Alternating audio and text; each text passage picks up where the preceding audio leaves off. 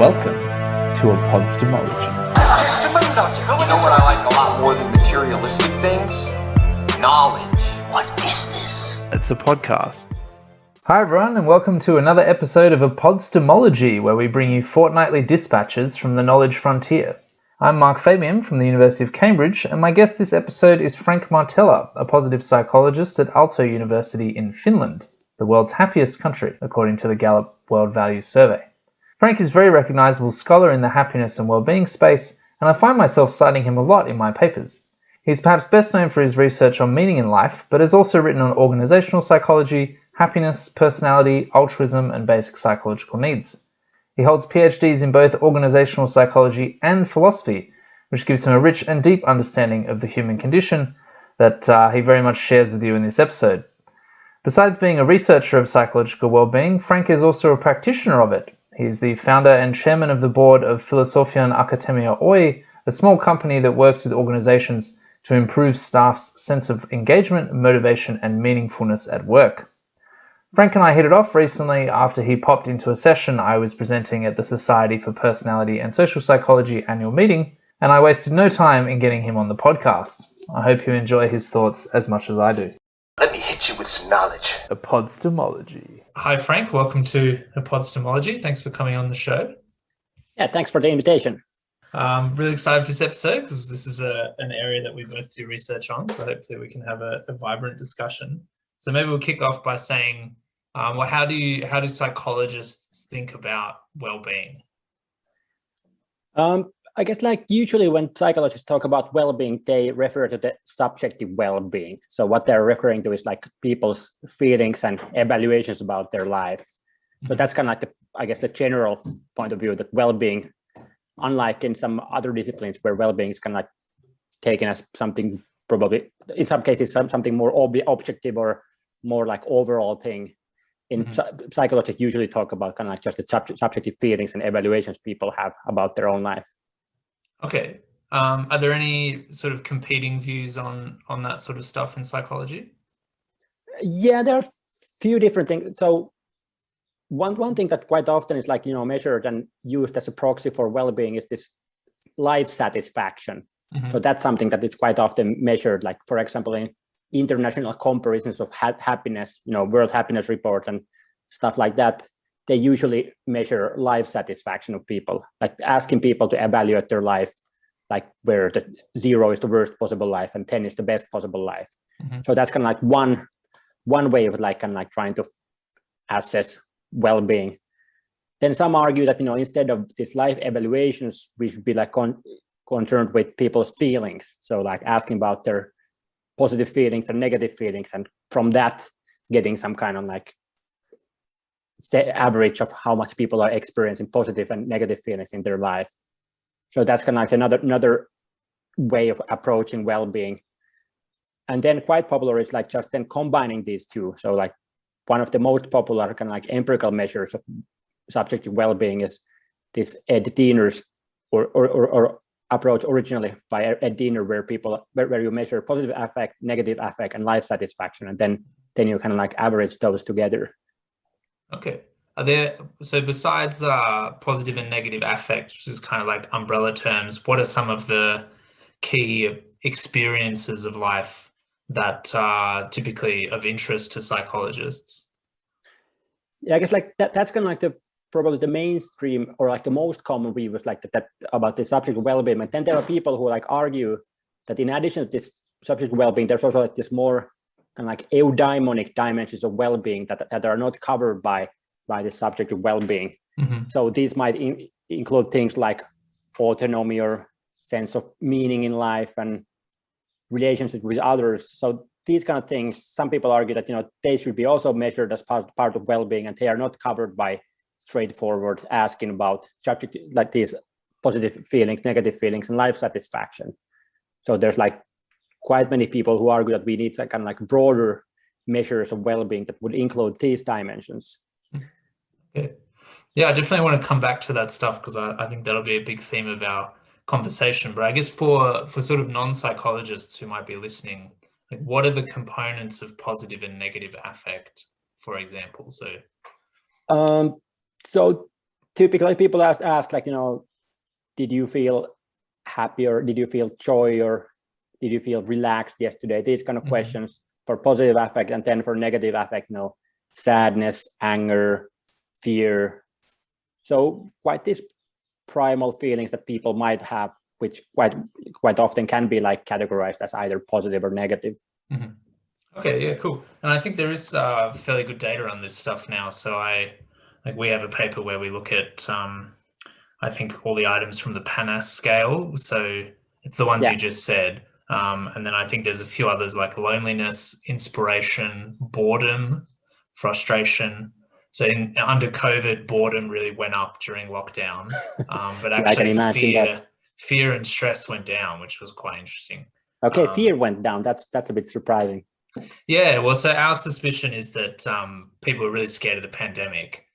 So when lockdown came in, at least the first one, it seemed like a really big policy response. And so maybe that at least gave people some sense of assurance, even if they weren't sure whether it was going to work. The lockdown can make people have less fear compared to being out there in the open when the pandemic is spreading. Yeah. Okay, so let's talk about that eudaimonic stuff then a little bit. So you said that I think this is over-egged a bit in the literature, but over the last 10 or 15 years, we've had this kind of controversy or a bit of a debate between the hedonic school of well-being, which is emphasizing these more kind of feelings and evaluations, as you say, and then the eudaimonic school, which is not fully unified or theoretically entirely coherent body of literature, but they tend to emphasize some other things, like you mentioned, these basic psychological needs. And then I'm also thinking of Carol Riff's work, which was very influential at one point. And then more recently, Felicia Hooper and Herb Marsh and a few other people have this well-being profile. I don't know if you've come across that. Yeah, I've kind of across those all. And yeah, it's true that Carol Riff is the one who kind of like, in a way, started this kind of like this eudaimonic tradition in the sense of criticizing these subjective well-being as being too narrow, and then proposing her own 6 dimensions of eudaimonic well-being. But since her, there's like quite many other people who are like also trying to measure, operationalize, and measure eudaimonic well-being in various ways. So in a quite recent paper together with Ken Sheldon, we reviewed these kind of like various measures of eudaimonia and found out that, when people talk about eudaimonic well-being, they might be like, basically talking about anything else but positive feelings, negative feelings, and life satisfaction. Anything else than that's usually like labeled as eudaimonic well-being. So we were able to find, 45 different operationalizations of the eudaimonic well-being, which used like, 63 different constructs in there. So it's definitely the eudaimonic well-being as such is kind of like a mess at the moment, that we need some clarity around what it actually means in order to be able to measure it, because some of these measures of eudaimonic well-being had like 3 components like this, and then there were some others which had like some completely different components with no overlap at all. So then the question is that what makes these 2 very different like measures the measure of the same construct? Okay, so if we were trying to kind of steel man eudaimonic well-being, or kind of present it in its best possible light, what do you think are the kind of defining characteristics of eudaimonic theories? So I guess like, in a way, like based on this like Aristotle's original ideas about eudaimonia, I've been thinking it as more not as like specific kinds of feelings, but more as like eudaimonia as being a certain way of living.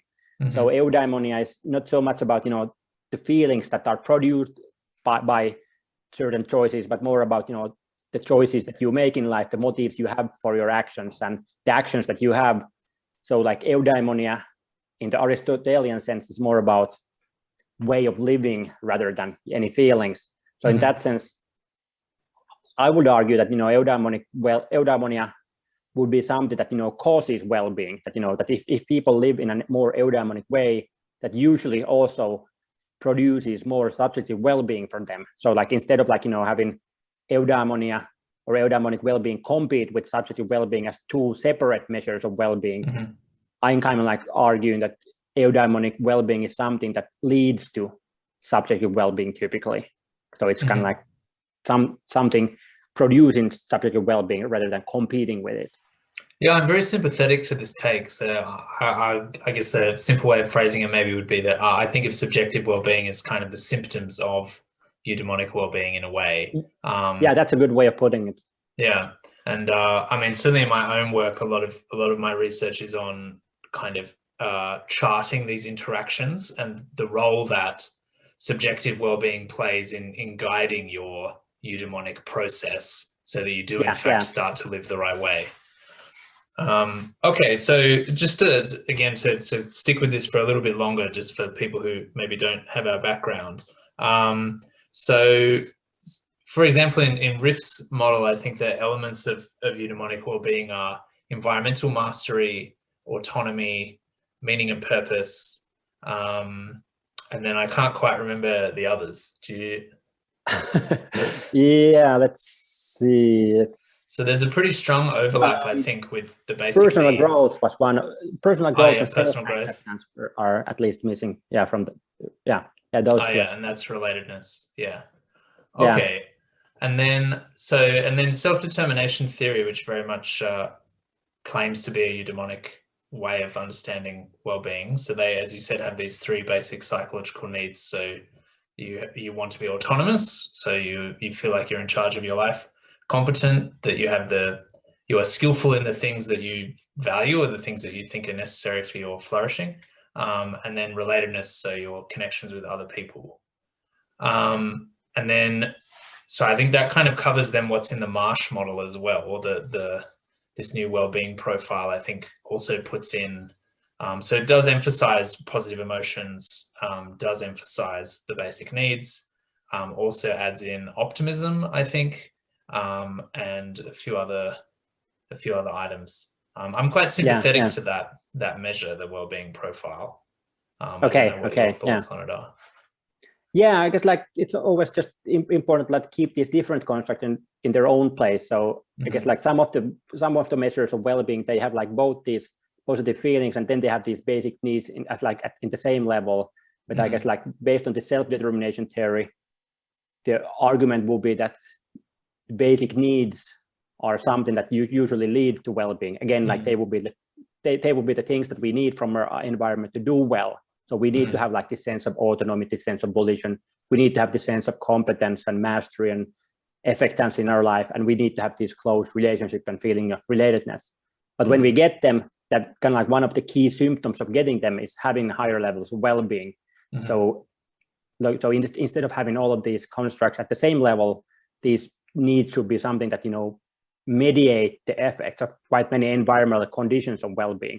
So when some of our choices or some of the things that we experience in life cause us to have higher levels of autonomy, competence, or relatedness, that usually also leads us to have higher levels of subjective well-being. So yeah, nice. Sorry, go ahead. And I think like one kind of like advantage of the self-determination theory is that it has like quite clear criteria for what should be what some candidate need, what things criteria should be like fulfilling in order to be considered a candidate need. So some of these theories, they kind of like throw in a few items which all on the face of it sound important, but they don't have like so clear criteria for why some items are, some things are included and why some other things are excluded. But self-determination theory makes it more clear that, hey, here are the criteria for what makes certain thing a basic needs. And then if we can show that something fulfills all of these criteria, then we should consider it as a basic psychological need. Knowledge has its rewards, don't you think?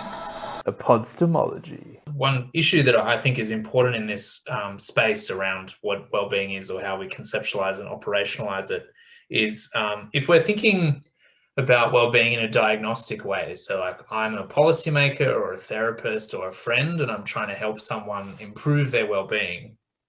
And say ultimately what we're interested in is their subjective well-being. So their life satisfaction and the moods and emotions that they have. Is it possible, do you think, to effectively diagnose someone's well-being, like the causes of it, without collecting information on, say, their basic needs or the other items in the well-being profile? So I know that's a claim definitely that Felicia Hooper has made for a while, that it's sort of hard to really say what's going on with someone's life satisfaction unless we have all this other information. Yeah, I guess like I kind of like agree that, you know, that if we only have the information about life satisfaction, then we know that, okay, somebody's life satisfaction is higher than somebody else's life satisfaction, but that doesn't really give us the tools to do something about the life satisfaction, because we don't know what is causing the high or low level of life satisfaction. So in that sense, like kind of like in policy context where like that there's the space is usually limited. Kind of like I usually say that, yeah, if you have like only room for one question, then perhaps like life satisfaction is or substitute well-being is the best thing to start with. But if you have room for more questions, then you should definitely include, for example, these basic needs for autonomy, competence, or relatedness, because by measuring them, we already have like much more information about, you know, the person's life situation, and through that also like what could be done to improve their well-being. So if the person is like having high levels of autonomy and competence, but low levels of relatedness, then we already know that, okay, we might have to help the person somehow to have better, higher quality relationships in their life in order to improve their well-being. Okay, yeah, cool. So, all right, let's turn to meaning for a little bit, and then we'll try to like wrap them all in together and have a really rich discussion. So how does psychologists think about meaning in life? So I guess like meaning in life is also something that it used to be the case that it was more the topic of philosophers, that the meaning in life for like quite a long time.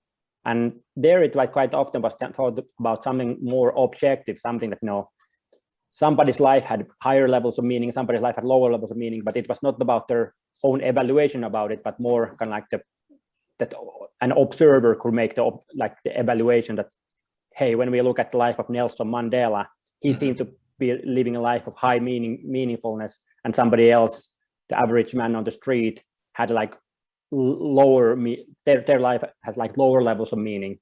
But I guess like again here the psychologists have taken the more subjective approach to this question as well.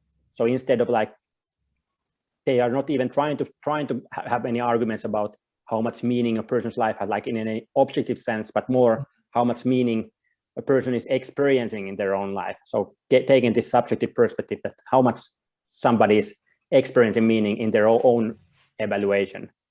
And and there's more and more research like where they try to show what are the things that are contributing to people's sense of meaningfulness, which is of course quite important, because we know that if a person's meaningfulness is low in life, that usually is kind of like associated with various symptoms like, you know, more depression or more suicidal thoughts and so forth. So in that sense, the subjective sense of meaningfulness is an important thing to measure and know more about.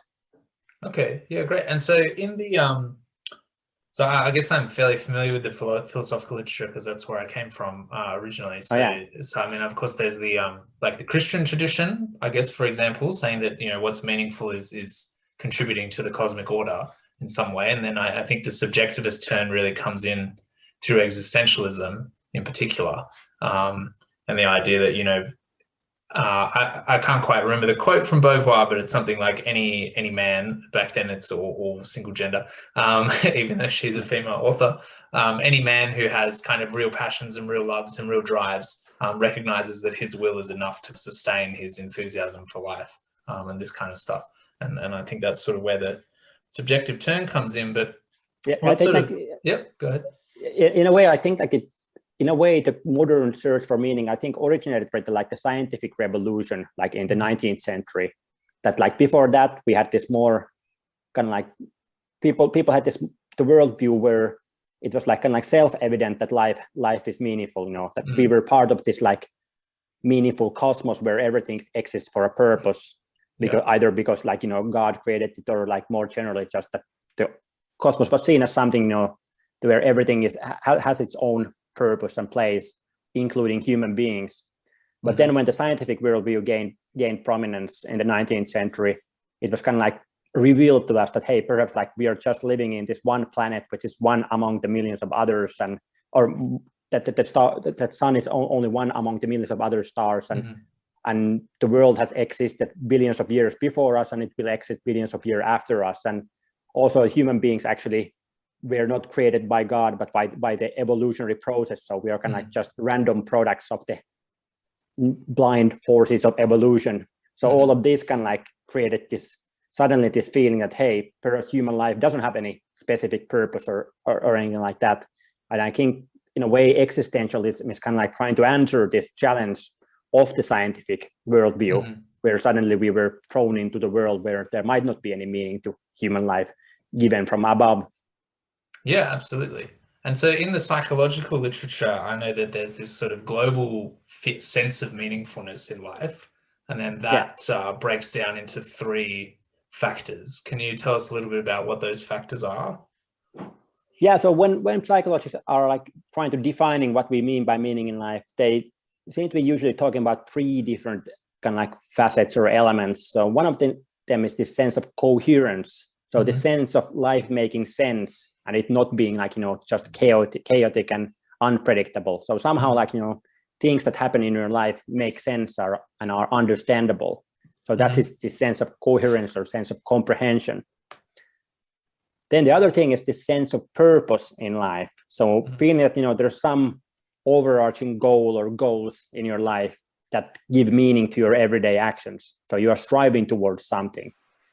And then the third element is this sense of significance or mattering, which is about kind of like more generally feeling that my life is worth living and valuable.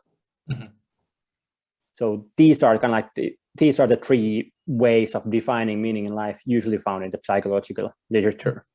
Yeah, I find that to be a very nice articulation of a lot of the themes of existentialism. So I guess they're not a perfect overlap, but I would think of the main themes of existentialism, at least French existentialism, as meaning. But there they'd be talking about purpose. So like, what is it that you do with your life? You have this very famous quote from Camus that the only real question in philosophy is to decide whether life is worth living. So that's where that kind of comes in. And so the significance question, I think really in existentialism at least drifts into ethical issues, and we might try to circle back on that later in the podcast, because the idea for existentialism is that if the world is just physicalist and as you said before, we're just spots on a barren rock somewhere, then it's hard to feel like your morals actually matter and in a sense have value in a transcendental way, rather than just being like your own capricious points of view. And then the coherence one I think is really important, and I think this is a growing area of interest in psychology, is sort of how cultural forces are important for upholding that sense of coherence, because science brings us a lot of coherence about the physical world, but it doesn't bring us a lot of coherence about the values in our society and kind of what we should do in these kind of more existential questions. And culture really provides. And I think there's also like individual differences in there, that some people can tolerate more uncertainty than others.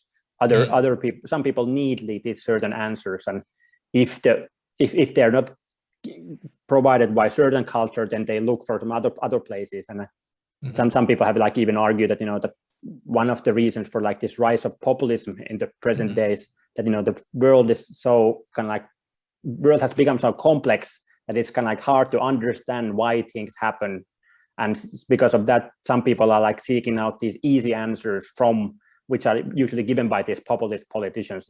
It's it's immigrants that are kind of like the root cause of all the bad things that is happening in your life. That's kind of like very easy. It's a wrong answer. It doesn't like I don't think it's like it's the right answer to the question, but it's an easy answer compared to a like answer which would like talk about like global market forces and whatever. So people seeking these easy answers in order to maintain their sense of coherence and their main sense of life being comprehensible is probably something that is driving people towards various ideologies. Yeah, I'm very sympathetic to that take, and I think the existentialism obviously arose in the aftermath of fascism and totalitarian states, and Erich Fromm has very much this kind of take, or this kind of explanation of the appeal of those kind of systems. Yeah, this book, this Escape from Freedom, where he especially talks about this, that that people were given this freedom to choose how to live their life, what are the values that they should be living through, and so forth. but instead of like, enjoying this freedom, quite many found it quite scary to be on their own as regards values and goals in life. And then because of that, they were then easy targets for anybody who provided these easy answers. Yeah. Definitely, this is like a kind of recurring theme on ePODstemology, so it's good to be talking about it a bit. I think that Laura King, I think she has like even some data that that the conservatives are experiencing more meaning in life than liberal people on average. I think that she has like one paper on that. Do you know if there's any political differences in the need for certainty and these kind of things? I'm not an expert on this stuff, but if I remember correctly, I think like conservatives usually have this higher need for certainty, but check that out before believing it, because that's something I don't quote me on that, because I believe that's the case, but I'm not completely sure, so I would have to check from some studies what's the actual situation. Yeah, and I always find with the political applications that they're often not really internationally sensitive, because the nature of your political wings might differ. So like if you have a particularly strong, like with the way the left wing is at the moment, at least in the US, seems to me like there are a lot of people that need a very strong sense of certainty about particular moral opinions. That's definitely true. Yeah. Your voice is ambrosia. ePODstemology. Okay, well, that brings us nicely to kind of the next issue, which is the relationship between meaning and well-being. So could you maybe give us just a quick gloss on what we've found so far about that? Yeah, so I guess like, of course, like evaluations of meaning in life and evaluations of like subjective well-being usually correlate relatively high with each other. So like when people experience higher meaning in life, they usually also experience higher levels of life satisfaction and positive feelings. And in a way, I would think that the meaning in life is kind of like one way of evaluating your life. So one way of evaluating your life is thinking about, are you satisfied with your life? Is your life the best possible or the worst possible life? But other way of like evaluating life is to think about how meaningful you experience it to be, and how much you think that there is like value in your life. So I would place both of these as kind of like, for example, like in relation to these basic psychological needs, I would place both of these as kind of like outcomes of need satisfaction. So when our needs for autonomic competence and relatedness are satisfied, that typically increases our sense of subjective well-being, but it also typically increases our sense of meaning in life. Do you think it's easy to, so I've been concerned, or I've been thinking for a while about how easy it is to separate need satisfaction from meaning satisfaction, particularly when you think about the 3-factor model. So like, for example, if I'm trying to satisfy my relatedness, often, particularly if I'm going beyond my family or something like that, that's going to be about finding people who share my values, for example. And then it seems to me like it's very difficult to make sense of which communities and which kind of groups of values are going to satisfy my sense of relatedness without also kind of bringing in notions like coherence and purpose in order to explain that interaction. So I would say that that from relationship we also get this that high quality relationships are relationships where we also are able to experience the sense of coherence and significance. Is that what you're kind of like trying to say? Yeah, basically. Like I sometimes worry that we try to be too parsimonious in the model, or like so you make this very important point earlier that we want to have we want to think maybe of basic psychological needs as more fundamental, and then subjective well-being is the kind of symptom of that, and it's sort of two levels. And then I don't know whether I want to put meaning and purpose in the kind of subjective well-being level, or whether I want to think of this as more of a kind of networked type of situation where I guess like I think like it's quite hard to like disentangle them probably empirically. So sometimes like we look at from like this European social survey, they had like some measures of basic needs in one of their waves, and then they have measures of happiness. And I think like when we had this measure of like, or when we aggregated these 3 needs into one measure, that correlated orally with happiness like 0.80 or something like that, which makes them like basically empirically in this that empirically we cannot like pull them apart in that data at least. So yeah, that's kind of like a problem when trying to studying topics like, or the relationships of basic needs, meaning, and subjective well-being, that they tend to correlate so highly that, you know, empirically it's sometimes quite hard to say which is like causing which, because they all seem to be in a way a part of the same higher order, some like more general concept of meaning or general concept of well-being, something like that. So yeah, that's something that I've been also thinking about, that, you know, empirically it's not always easy to examine them separately because they tend to be quite highly correlated. Okay, I mean, that's interesting. I guess I'd like to take a tangent here because this is one of my like kind of main topics of thinking. So my sense is that, you know, part of the reason why they'd be so correlated is because, as we discussed earlier, your subjective well-being is a symptom of your basic psychological needs, for example, and both of these things are developed iteratively in a way. So like, you know, my view, which I know you're familiar with, is that when I'm going about, say, trying to figure out what I want to have competence in or what sort of relationships I want to build, my affect is going to send me signals about what's self-concordant for me. So Sheldon, who you mentioned earlier, has this notion of self-concordance, that there are certain activities, behaviors, values, whatevers, that are going to be better suited to us based on our personality or based on our talents and dispositions and this kind of thing. And part of what we need to do in life is kind of identify those things. And so obviously if I'm trying a new activity, maybe I've decided I'm going to try video gaming or try a particular video game, and I don't find it very stimulating. I need to think about that signal. Like, I get this negative feedback and I need to think about whether maybe that game is wrong and I just need to do a different game, or whether video gaming itself is just not a good hobby for me and I need to try something else. And so it seems to me like if someone is satisfying their need, necessarily the subjective well-being is going to be higher as well, because they sort of move iteratively. So I agree with you that in a way feelings are kind of like the signals that we use in order to like navigate towards things that are more need satisfying for us. So there is like this reciprocal or feedback loop there, that, you know, that when we feel that when our needs are satisfied, then we feel more positive affect and so forth. So that's one of the way how we recognize the things that are satisfying for our needs. Is there any enthusiasm in psychology at the moment, do you think, to do, I guess, one more kind of longitudinal analysis? So I know that the Gallup World Values Survey, for example, is mostly repeated cross-section. So we survey a different bunch of people every time, but we have these nice long time series. And then there's the big social surveys that are used in a lot of the economics research, which is the same people. But you mentioned earlier that there's often you can't have many questions in there. So like we struggle to fit in all the psychological variables that would be interesting, because we're asking people about their household income and how many kids they have in schooling and stuff. So is there much effort on, do you think, to do a study that follows people over time with these psychological variables? And is there any qualitative research on this stuff? As regards the first question, I think that, there are like much interest in that, doing this more longitudinal, like, you know, panel studies. And of course, there are some, like, you know, there are these various panel studies which have like some measures of well-being, but unfortunately, almost none of them has these basic psychological needs included.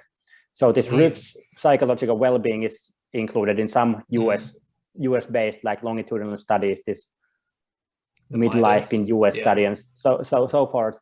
And I know that there's this one effort right now at Harvard, that one research group there, they are trying to gather this like very large, like cross-national representative sample with like, you know, 5 year, every year one sample. But I think the cost for that was like, you know, it was several millions of dollars.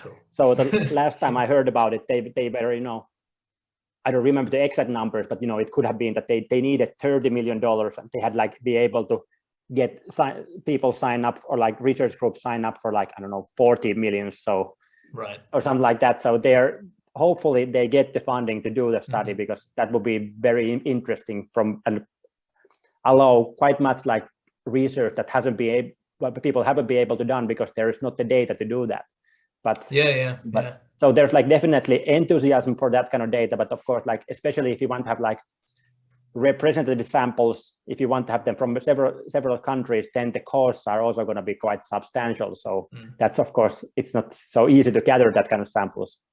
Yeah, I remember. So that survey that you just mentioned, the Harvard one, which is in collaboration with Gallup, I remember that the first iteration of that when they went out to say, are you interested in this? Could you fund it? You know, what other questions should we have? The first iteration also didn't have basic psychological needs. I had to organize the petition, and I think you signed that as well to say we need. That's true. Yeah. So let's hope that let's hope that they will include the basic needs. So let's see. Yeah, but I guess I'm always a little bit surprised that the sort of basic needs side and the subjective well-being side of the psych community, I guess, don't seem to talk to each other as much as one might think. So like, it's weird to me that the Gallup data sets have been running for 30 years or something and haven't included the meaning in life questions until very recently, haven't included basic psychological needs. Like, that's just sort of weird to me. It is quite weird. And I don't exactly know why. I've been wondering about the same thing myself, that why is not the basic needs included in many of these studies?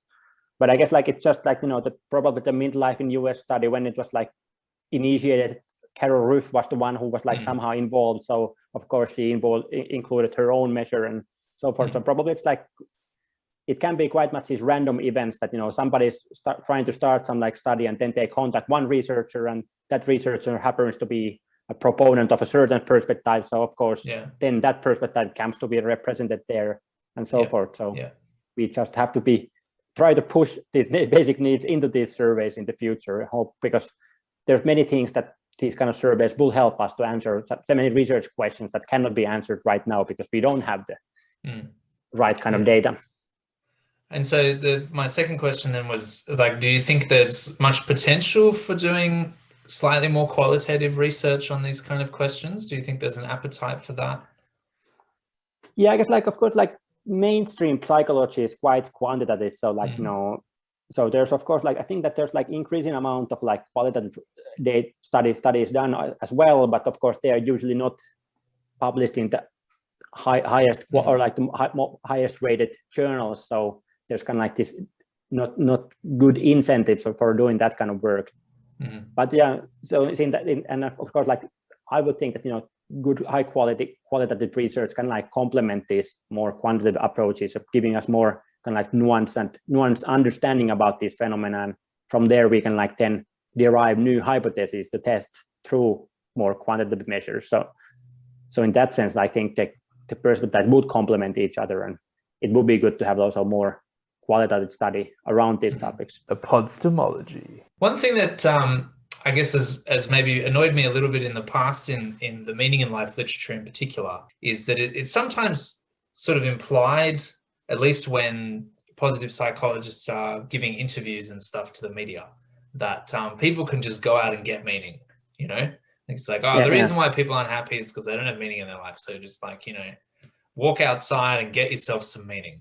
And I've always thought this to be like a bit flippant, like meaning is quite hard to get. So my question to you is, do you have any sort of practical advice as a psychological scientist about how people can increase the amount of meaning they have in their life? But one thing to mention here is like, this Laura King, who is like one of these psychologists, probably like one of the key kind of like experts on the psychology of meaning in life. She's quite much like saying that, that most people actually are already experiencing meaning. So that was like, actually, I was writing this book about the topic of meaning. When I mentioned to her that I'm writing this book, her like first advice to me was that, hey, don't, in the book, don't go tell people that their life is meaningless, because that's not true. That's in her own research and the research that she has been like, reviewing, she's noticed that, most people, most of the time, are experiencing relatively high levels of meaning. So kind of like experiencing meaning is the normal thing, and not experiencing meaning is the kind of like the rare thing. Yeah. So that's kind of like her take, at least on the topic. But as regards like for practical advice, I think one thing, of course, is this kind of like that we have to separate this question about, does life has meaning as such? Is there like some like overarching purpose to human life? That's a question that we can be asking. And then there's this more psychological question about, do I experience meaning in my own life? And the first question is kind of like more metaphysical and more kind of like quite much based on one's religious or scientific background, how one answers that question. But as regards the second question, I think the empirical research is giving more and more information. What are the typical things people get meaningfulness from? And one of them is this sense of relatedness and relationships. So like when people are asked like what makes your life meaningful, most people that kind of studies, they start to talk about their family or their friends or other people close to them. Mm-hmm. So of course that's an easy advice to give, but not always easy to put in practice. That that like invest in your relationships. Spend more time with the people you care about. That's probably one of the best ways of increasing the meaning you have in your life. But of course, if a person is lonely and doesn't have like any close people around themselves, it's not something that can be easily helped with. So it's easy advice to give, but not always easy to implement in practice. Yeah. Other thing is that there's also like more and more studies showing that this when one is able to contribute towards other people, that seems to be giving us a sense of meaning in life. When I'm able to feel that, hey, my life has a positive impact in the lives of other people. I'm able to help people. It can be that I'm contributing towards my family or my friends, or it can be that I'm through my work I'm able to make some contribution toward people who are my clients or people towards the society as such. As scientists, we can feel that I'm part of the progress, that I'm able to make my own small dent to the kind of like the progress of the science, and through that feel this sense of positive impact. But this is usually also something through which people derive a sense of meaningfulness, when they have this sense of positive impact. And in that sense, like that's also something that one can try to if one is feeling that one's life is meaningless, that's probably something that one could at least try to figure out what could be the channels or ways through which I could make a more positive impact. So I've heard stories of people changing career because they felt that I was making money in this one occupation, but I didn't feel like this sense. I was lacking this sense of meaningfulness.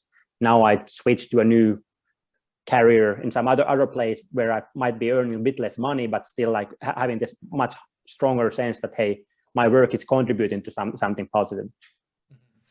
So one interesting take on that last one is, I don't know if you're familiar with the effective altruism movement at all. Have you come across this? Yeah. I've read about it, yeah. So they have a spin-off called 80,000 hours. And I think the basic premise of 80,000 hours is that that's how many hours you have kind of in your life, as it were. You should try to spend those as efficiently as possible to create value for everyone. As much positive impact as possible. And I guess broadly on that level, I endorse it. But sometimes I come across these sort of dumber articulations of that idea that you generate value for other people by charitable giving in a very explicitly financial way. So not what you just described about kind of having altruism in a relational way, like where you kind of know the people that you're helping and you can build human relationships and blah, blah, blah. It's instead about giving money typically to Africa. And then the idea there is that, well, you should maximize your income so that you can give more money to charity. So become an investment banker or something like that. Yeah, and I think that could be okay if you happen to have a real passion for machine learning or something, and then you can go and do your passion and just give a bunch of money to charity instead of working for a charity. But I think typically the better idea is to think about, well, you need to sustain your motivation for these kind of activities. So then you need to get some meaning from them. You need to build relationships, this kind of stuff. I very much agree with you on that. That yes, on theoretical level, it might be that the biggest impact will be done through becoming an investment banker and making 1 million per year and then donating all of that to charity. But I think if you don't have the passion at all for that kind of thing, you wouldn't be able to kind of survive that kind of lifetime for a long time, and probably you wouldn't be as successful in that either. That in order to be successful in that kind of career, you probably have to have some kind of sparkle from that thing. So in that sense, kind of my advice that you have to also think about yourself and what are the things that you enjoy in life. That that when I talk about meaning in life and how to get that to the to the people, I usually like emphasize that there's part of the meaning comes from like connecting with other people, and that can be done through these close relationships and through having positive impact. But as important is also like to connect with yourself, having this sense of autonomy in your life and having the sense of competence in your life. So the feeling that you're able to live your life and not somebody else's life, in a way that you are not like making choices based on what other people expect you doing, but you are making choices that, you find are according to your own values and your own interests. So in that sense, probably the better recipe for meaningful living, and also probably quite many cases for like bigger impact, is that first find out what is your own thing, what are the things that you are good at, or what are the things that you're like interested in. And then when you have identified that, then think about how can you make an as big impact as possible through doing that kind of thing. Like just to take myself as an example, that I'm very like passionate about doing research. When I was like in my 20s, I realized that, reading, writing, having time to think is something that I really enjoy doing. So I wouldn't have enjoyed a career in business or in investment banking or anything like that, because in there I wouldn't have like enough time to like, really dig deeply into these questions. So I was actually, I think like I realized that I want to be a researcher when I was like working for half a year in Nokia. And I was working in their corporate social responsibility department. Right. And I was thinking that, hey, this could be like, something, it could be an impactful place to be in. It might be something where I can like, do something interesting stuff related to ethics and stuff like that. But then, because I was doing my like master thesis for the Nokia about their social responsibility. And then I was, of course, reading many books and many articles for that. Then I was always talking with my supervisor that, hey, this is a really interesting book. You should be reading that as well. And she was always saying that sounds very nice, but right now I'm too busy with this and this project. And this happened like over and over again. And I realized that this would be a place that, if I would take up a career in here, I would never have the time to read these books or read these articles. And I realized that that's exactly what I want to do. So that was the moment when I realized that the career as a researcher is probably the best fit for me. Yeah, cool. So, and then as a result, you've made all these great contributions to knowledge and other people's well-being and whatever. So that's nice. So that's kind of like, that's I'm trying to like live through this recipe myself, that now that I've figured out what I most enjoy doing, then do that, and then try to figure out how to make an impact through that. Yeah, great. Okay, cool. Well, so that segues us again nicely into the other thing I wanted to talk about. So we just sort of discussed practical ways to get meaning in your life. So find relationships, find ways to help people, find ways to express yourself in your life. What are some other practical tips more broadly from positive psychology for enhancing your well-being, whether that's basic needs or subjective well-being or whatever it might be? I guess like one thing would be like just based on this like need for autonomy, that we quite often when we make life choices, we might be doing them from like wrong reasons, that we might be thinking too much what other people are thinking, or what our parents or our friends or other people are expecting from us. And those probably are not the life choices that are kind of like best from our own point of view of our own well-being. So in that sense, like in making life choices, it's important to like think what I myself want and kind of like get rid of this too much dependence on other people and be brave enough to kind of like to make your own choices in life. That's probably one thing that I would advise to young people and people in general. That's something that probably could have a like positive impact on one's well-being. Yeah, I think that's super important. So I would agree. I think it's sort of one of the most important things to do. Perhaps the most important is to identify your intrinsic motivations and like who you are authentically and that sort of thing. Yeah. So maybe let's talk about that a bit. So what if you were a young person, early 20s or whatever, what are some things that you can do to try to understand yourself better and get more informed about that sort of thing? Yeah, I guess like there's kind of like at least two things that one can do.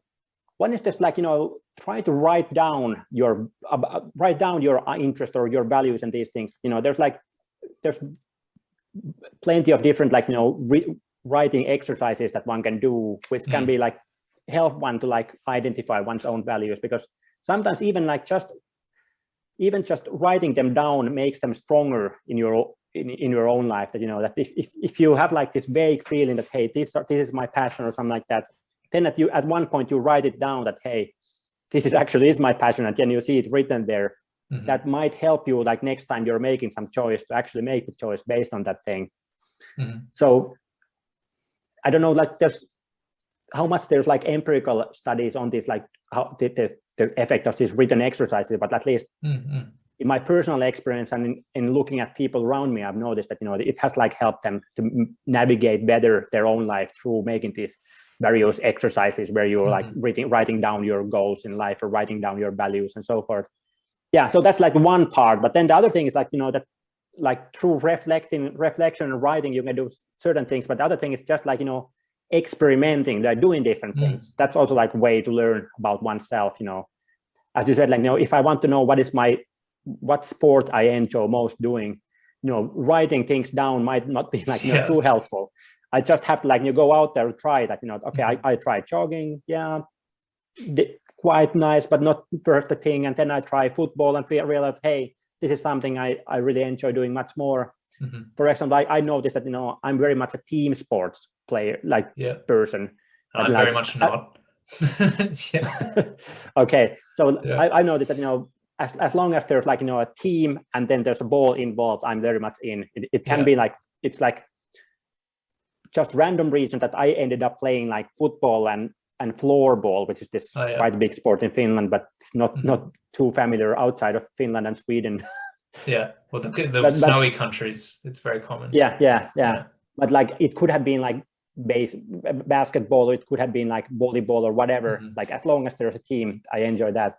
So that's another advice that usually I try to give to people, and, you know, try different things, and also like try different like social contexts. That's quite important as well, you know, because if you spend your life in the same social circles where everybody is thinking the same way, having the same values, you probably don't even realize the values that you have, because everybody around you is thinking the same way.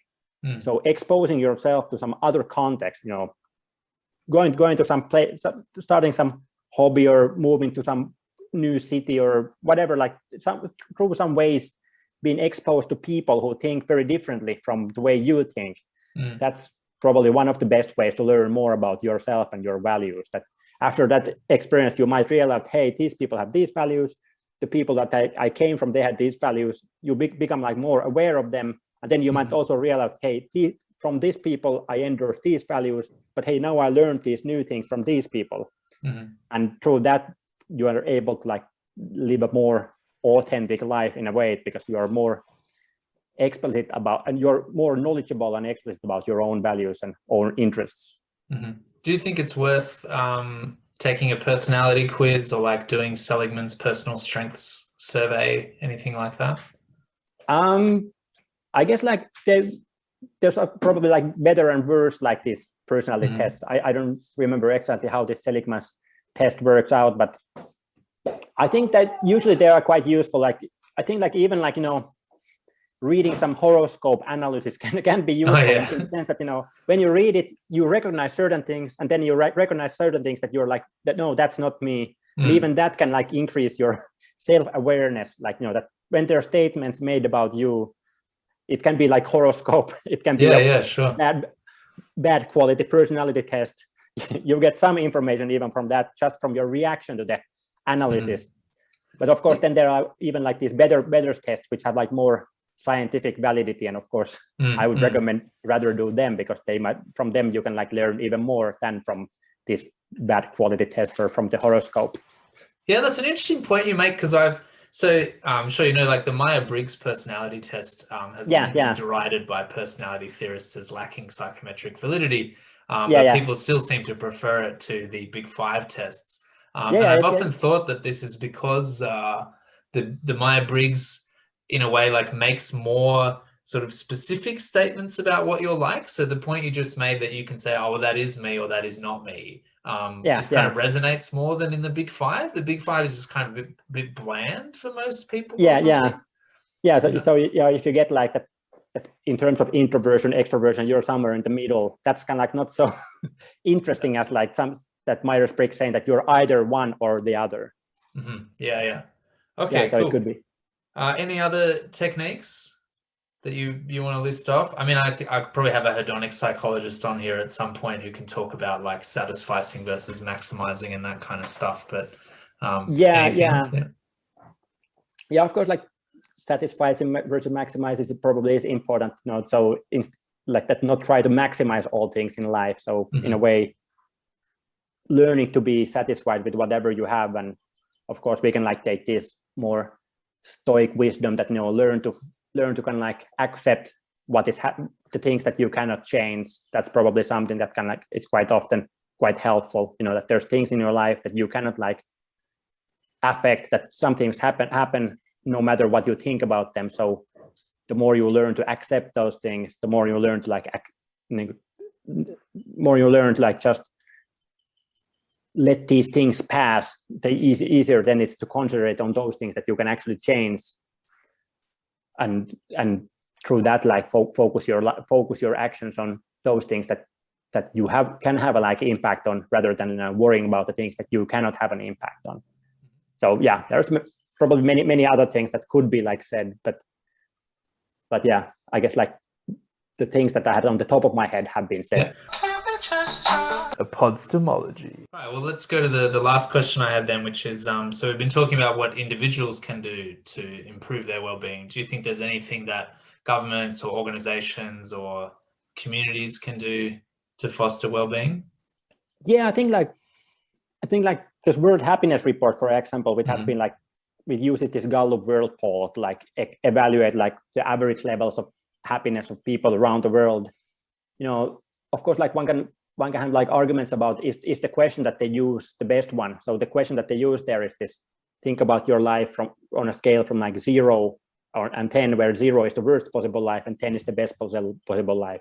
Where would you put yourself on this scale? So that's a question they use, and then they calculate the national averages. But I think the interesting point is that, you know, the scale is from 0 to 10, and the best countries have like averages around, you know, 7.7 or something like that. For example, like the Nordic countries are all above 7 in these evaluations. But then when you look at the bottom of the ranking, there are like, you know, countries like Afghanistan, which has like, you know, the average rating is somewhere around like 3 or something like that, 3.0, or even lower than that. So kind of like the national differences in how people answer this question are like quite huge, you know, that they range from like 7.7, you know, then the countries like Russia is thinking something like 5 or something like the 5.5 or something like that. Yeah, so there's quite a big gap between the how people evaluate their life on average between different countries, which tells us, you know, that that kind of like the national context seems to have quite a big role in how much life satisfaction people are experiencing. So there are some ways of running a nation that are like more conducive of people experiencing happiness and well-being than other ways of running a nation. Are you familiar with the OECD's Better Life Index? Yeah. So I guess just for the people at home, it's like, I think there's 20 or something kind of variables on there. And you as the respondent can sort of weight the ones that you care about the most. And then run the ranking based on that. Yeah, and I think like it mixes together quite different like things. So there's like I think the subjective evaluation of life is one of the things that they measure, but then they measure like more objective conditions, like, you know, household things and security and probably some environmental factors as well. So I don't remember exactly what are the 20 dimensions, but like there's quite many of them are more like objective conditions that are thought to like increase well-being, aren't that like conditions like education level and so forth. Okay, so in a sense, your recommendation is that you know, we just need to start adding these kind of more subjective psychological notions to the dashboard of things that citizens and governments use to sort of think about whether they're doing well and whether policy is promoting good outcomes. Yeah, I think like that nowadays when we evaluate policies, you know, or evaluate, you know, certain government, we quite often like look at the financial and economic measures, like especially the GDP is something that is almost always like examined when we think about whether a government was successful or not. So like did the GDP grow, or did it go down and so forth. And of course, it's important to pay attention to the economics, but it will be like also important to pay attention how people are feeling within the country. So in that sense, yeah, that's one thing that I would advise, that that the government should be measuring subjective levels of well-being through some ways regularly, in order to like see how the politics is impacting people's well-being. So for example, in the US, the economic story has been quite successful for the last 20 years. The GDP has been growing, and unemployment rates have been going down, and a stock market has been going up quite much. So like, if you just look at the economic indicators, it's very much a success story. But at the same time, there's like quite many more like well-being related indicators that tell quite a different story. So I think like, suicide rates have been going up, drug use and drug overdose deaths have been going up. And those have been going up to the degree that, that the average lifetime of people have been going down. So like, the average lifespan of people, which is something that hasn't happened in the Western countries, probably in the last 100 years, that always the like lifespan has been increasing. But now it has been like decreasing in the US because of these things. And also people's life satisfaction has been decreasing. So in that sense, like, complementing these economic indicators with more subjective well-being indicators would be helpful for the policymakers to see what is the full impact of their policies, not just the economic impact of their policies. Yeah, and I think really helpful to citizens as well. So like, one thing that I try to advocate for a lot in this space is to say, well, we don't want to replace like top-down technocratic decision-making around maximizing income with top-down technocratic decision-making around maximizing life satisfaction. What we really want is for citizens to have a rich sense of what they want from their life. So throughout our talk, we were saying that a lot of people just go for jobs that make them money. And that, we know from the wellbeing literature that that's maybe not ideal. We should just take that knowledge to the people, and then the people will tell their policymakers that they care about things beyond GDP, and then we'll start to see some different policy. Yeah, but also like, I think that one thing that will be helpful as regards to subject measures, that nowadays, because of the social media, we usually, like, when we think about how citizens are feeling, we see the people with the most extreme reactions, because those are the reactions that get amplified on the social media. So whatever the policymakers or politicians are doing, we see like the extreme reactions, but we don't see it like how the average people are doing or how they are feeling. So in that sense, like, if the politicians and if the people themselves would have like these measures of subjective well-being and seeing how they are developing, it will be easier to see that, hey, is this feeling that people are feeling worse, is it like true, or is it just in our imagination based on like just very limited perspective?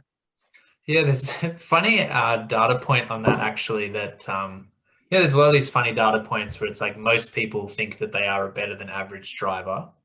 There's a similar one for life satisfaction, which is that most people think that they are happier than everyone else. Yeah, I've seen that as well. Yeah. So I find that quite amusing, because that again suggests that like the perspective that you're getting from the media or something like that is distorted, and that actually, if we just got outside more and talked to people, then we'd know that things are actually doing okay. Okay, well, any final thoughts, Frank? This has been a great discussion so far, but leave the floor to you to finish up. I think we covered so many different like areas that it's hard to like have any one wrap up for all of this. So yeah, I don't know. No, that's cool. Well, good chat. I think we've covered a range of things. I hope it was stimulating for the audience. Thanks for coming on the show. Yeah, thanks for the invitation. Thanks for a great talk. ePODstemology.